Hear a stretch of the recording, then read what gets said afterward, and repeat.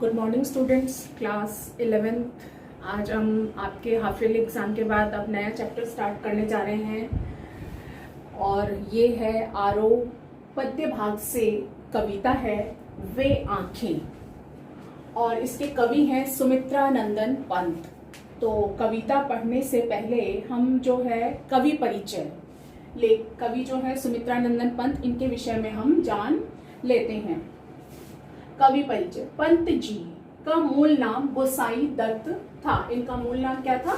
गोसाई दत्त। और इनका जन्म 1900 ईस्वी में उत्तरांचल के अल्मोड़ा जिले के कौसानी नामक स्थान पर हुआ। और इनकी प्रमुख रचनाएं हैं। पंत जी ने समय के अनुसार अनेक विधाओं में कलम चलाई, यानी कि इन्होंने नाटक भी लिखे, उपन्यास भी लिखे, कहानियां भी लिखी, कविताएं भी लिखी। तो इनकी रचनाएं जो है वो निम्नलिखित हैं। काव्य में वीणा, ग्रंथि, पल्लव, गुंजन, युगवाणी, ग्राम्या, चिदंबरा, उत्तरा, स्वर्ण किरण, कला और बूढ़ा चांद, लोकायतन आदि। फिर है नाटक, रजत रश्मि, ज्योत्सना, शिल्पी। फिर है उपन्यास इनका था एक हार।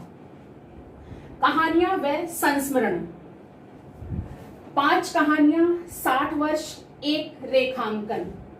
छायावाद के महत्वपूर्ण स्तंभ सुमित्रा नंदन पंत प्रकृति के चितेर कवि हैं। हिंदी कविता में प्रकृति को प्रमुख विषय बनाने का काम पंत जी ने ही किया है, यानी कि ये प्रकृति से संबंधित कविताएं अधिक लिखा करते थे। और चितेर मतलब उनके जो प्रिय कवि, जिसको कहते हैं प्रकृति से प्रेम करने वाले। उन्होंने नाटक, कहानी, उपन्यास, आत्मकथा और आलोचना के क्षेत्र में भी काम किया।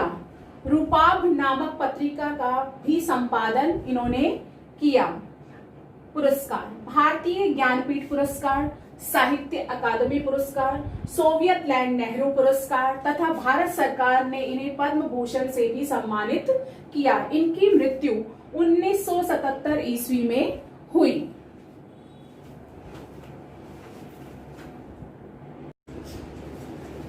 यह कविता पंत जी की प्रगतिशील दौर की कविता है, यानी कि जो दौर प्रगति कर रहा है उस प्रगतिशील दौर की कविता है। युग युग से शोषण के शिकार किसान का जीवन कवि को आहत करता है, यानी किसान का जो शोषण होता है हर समय मतलब युग युग यानी काफी पुराने समय से होता आ रहा है। कभी साहूकारों द्वारा और बनियों द्वारा, जो गांव में जो बड़े लोग होते हैं उनके द्वारा।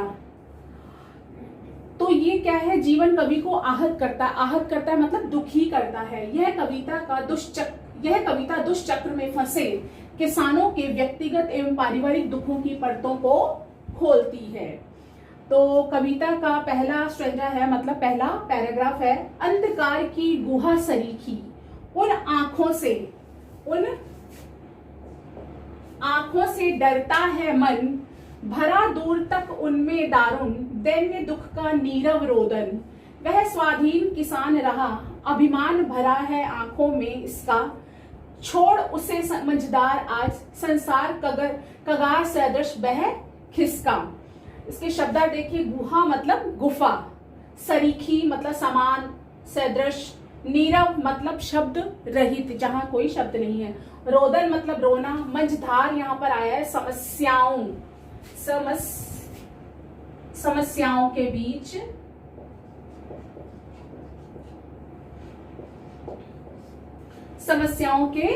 बीच। तो कवि इसमें कह रहा है कि अंधकार की गुहा सरीखी, कि जो किसान की जो आंखें हैं वो अंदर धसी हुई हैं और कैसे प्रतीत हो रही है?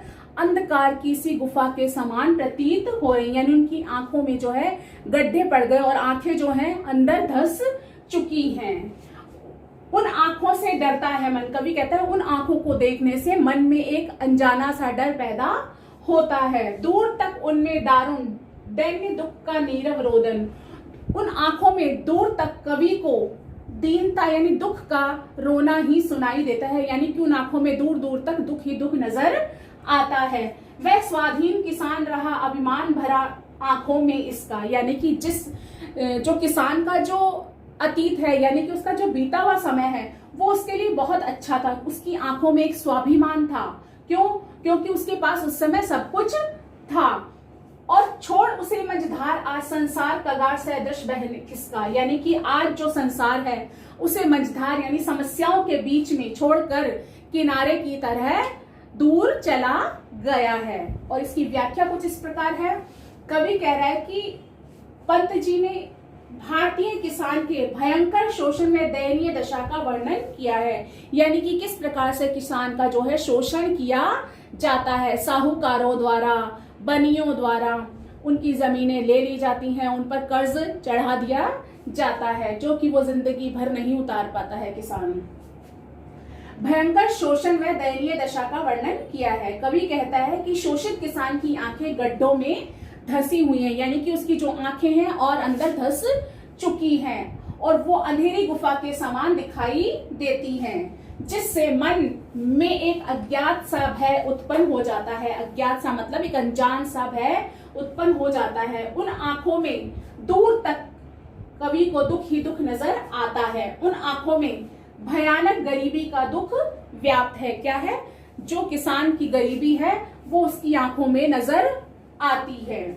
किसान का अतीत बहुत अच्छा था। वह सदैव स्वाधीन था। स्वाधीन मतलब किसी के अधीन नहीं था। उसके पास अपने खेत थे।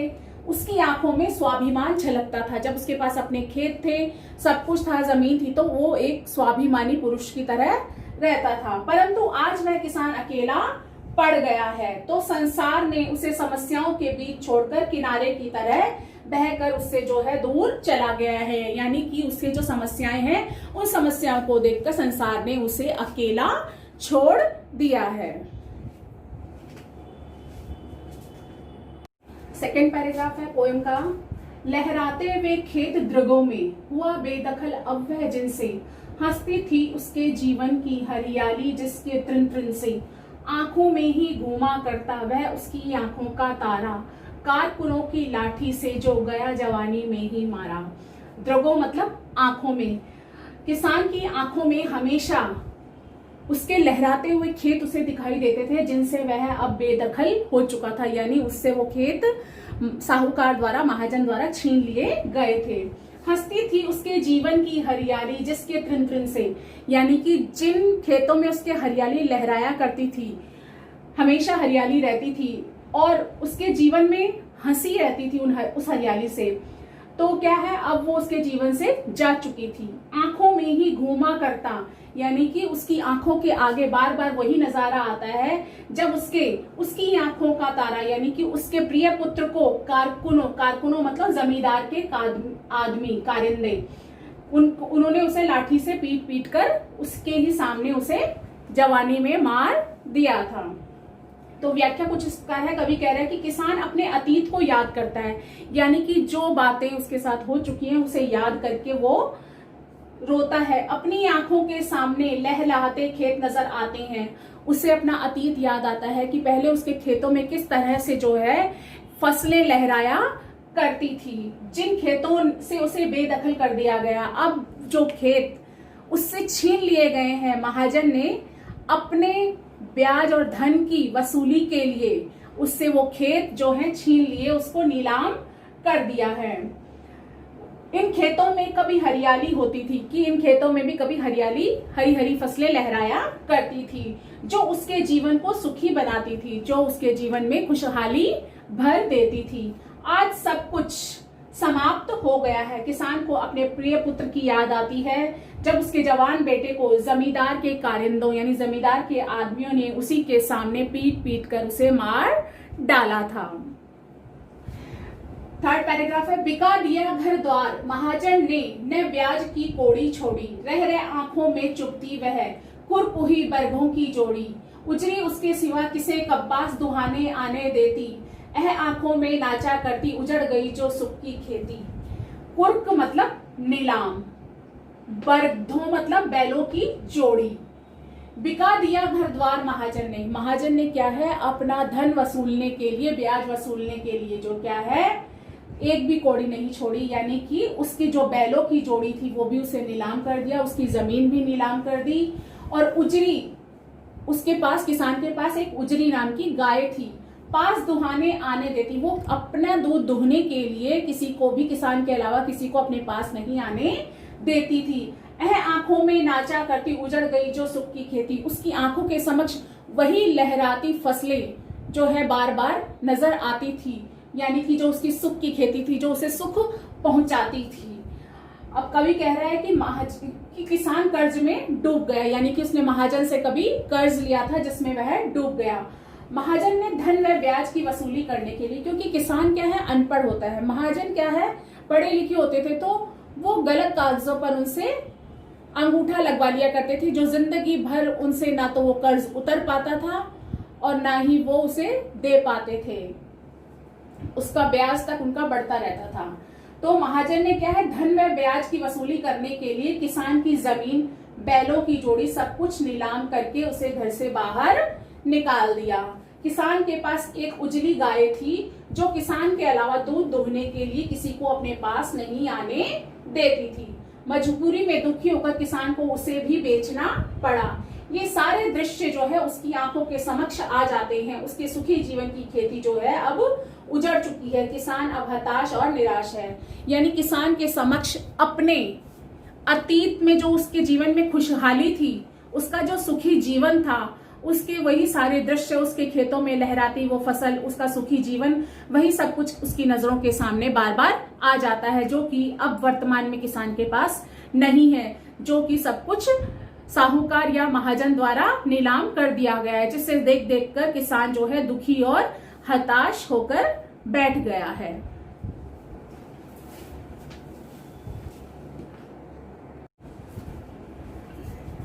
चौथा पैराग्राफ है, बिना दवा दर्पण के घरनी, स्वर्ग चली आंखें आती भर, देख रेख के बिना दूध मुही, बिटिया 2 दिन बाद गई मर, घर में विधवा रही पोतहू, लक्ष्मी थी यद्यपि पति की घातिन, पकड़ मंगाया कोतवाल ने, डूब कुएं में मरी। कवि इसमें कह रहा है कि बिना दवा दर्पण के, यानी बिना इलाज के, घरनी मतलब किसान की पत्नी जो है उसकी मृत्यु हो जाती है और उसे देखकर उसकी आंखें भर आती हैं, और कुछ ही समय बाद बिना देख रेख के जो उसकी छोटी बच्ची थी वो भी मर जाती है। घर में सिर्फ एक विधवा पोतहू, पोतहू मतलब पुत्र वधू, उसके पुत्र की वधू, लक्ष्मी उसका नाम था, यानी कि घर की वो लक्ष्मी थी, यद्यपि घातिन, घातिन मतलब पति को मारने वाली। कि गांव के लोगों की कुछ अंधविश्वास इस तरह से होते हैं कि अगर किसी का पति मर जाता है तो उसका जो इल्जाम है उसकी पत्नी पर लगा दिया जाता है कि इसकी वजह से इसकी मृत्यु हुई है। तो पति घातिन यानी पति को मारने वाली। पकड़ मंगाया कोतवाल ने, एक बार कोतवाल उसे बुलवाता है तो वह कुएं में डूब मरी। एक दिन की अपनी लाज बचाने के लिए वो कुएं में डूबकर अपनी जान दे देती है। व्याख्या कुछ इस प्रकार है, किसान ने पारिवारिक स्थिति, किसान की जो पारिवारिक स्थिति है उसका वर्णन करते हुए कवि कहते हैं कि दवा और इलाज के अभाव में किसान की पत्नी मर गई। यह सोचकर किसान की आंखों में आंसू आ जाते हैं। कुछ दिन बाद किसान की बेटी भी मर गई, यानी कि बिना देख रेख के उसकी बेटी भी जो है मर जाती है। उसकी पुत्र वधू लक्ष्मी को अपने पति की हत्या का जिम्मेदार मान लिया जाता है। एक दिन कोतवाल लक्ष्मी को बुलवाता है तो वह अपनी लाज बचाने के लिए कुएं में कूदकर आत्महत्या कर लेती है। इस प्रकार से किसान का जो पूरा परिवार ही जो है बिखर गया। बिखर क्या गया? संपूर्ण परिवार उसका नष्ट हो जाता है। पांचवा, खैर पैर की जूती जोरू, जोरू मतलब पत्नी, न सही एक दूसरी आती। अब इसमें कवि कह रहा है कि किसान जो कह रहा है कि अगर वो किसान जो है अपनी पत्नी को पैर की जूती के समान मानता है, अगर मर जाती तो एक न सही दूसरी आती, कि शादी करके दूसरी पत्नी भी आ जाती। पर जवान लड़के की सुधकर सांप लौटते फटती छाती, पर जैसे ही उसे अपने जवान बेटे की याद आती है कि उसकी भी मृत्यु हो चुकी है तो उसकी जो छाती है दुख के कारण फटने लगती है, उस पर उसे सांप लौटते से प्रतीत होते हैं। पिछले सुख की स्मृति आंखों में क्षण भर एक चमक फैलाती, और जैसे ही किसान अपनी पिछली यादों में जाता है, यानी कि पिछली जो खुशहाली वाली जिंदगी है, जीवन है, उसे याद करता है तो एक क्षण को उसकी आंखों में खुशी की चमक आ जाती है। तुरंत शून्य में गड़ वह चितवन, तीखी नोक सैतृष बन जाती, और तुरंत शून्य यानी कि जैसे ही वह धरातल पर आता है, यानी कि यथार्थ में आता है तो उसके चितवन यानी कि उसकी दृष्टि जो है एक तीखी नोक के समान जो है बन जाती है, यानी कि जो उसकी यादें हैं वो उसे तीखी नोक के समान चुभने लगती हैं।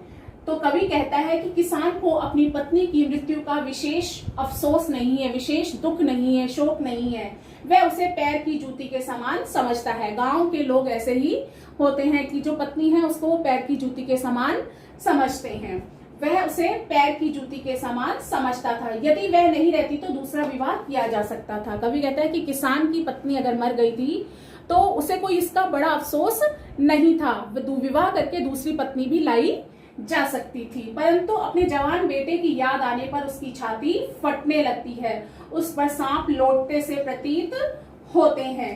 किसान जब अपने खुशहाल जीवन को याद करता है तो उसकी आंखों में खुशी की चमक आ जाती है, परंतु अगले ही पल सच्चाई सामने आने पर वह विचार शून्य हो जाता है। वास्तविकता का सामना होने पर किसान को सुखद यादें भी जो है तीखी नोक के समान उसके दिल में चुभने लगती हैं। तो ये जो आज हमारी कविता वे आंखें हमने पढ़ी, जो कि किसान के जीवन पर आधारित थी। सुमित्रा नंदन पंत ने इसमें किसान के जनजीवन का चित्रण किया है। उन्होंने बताया है कि जो विरोधाभास, मतलब ये जो किसान के ऊपर जो इस तरह के जो कर्ज चढ़ना और उनके जनजीवन का जो चित्रण है उन्होंने प्रस्तुत किया है कि युग युग में जो है किसान शोषित होता रहा है।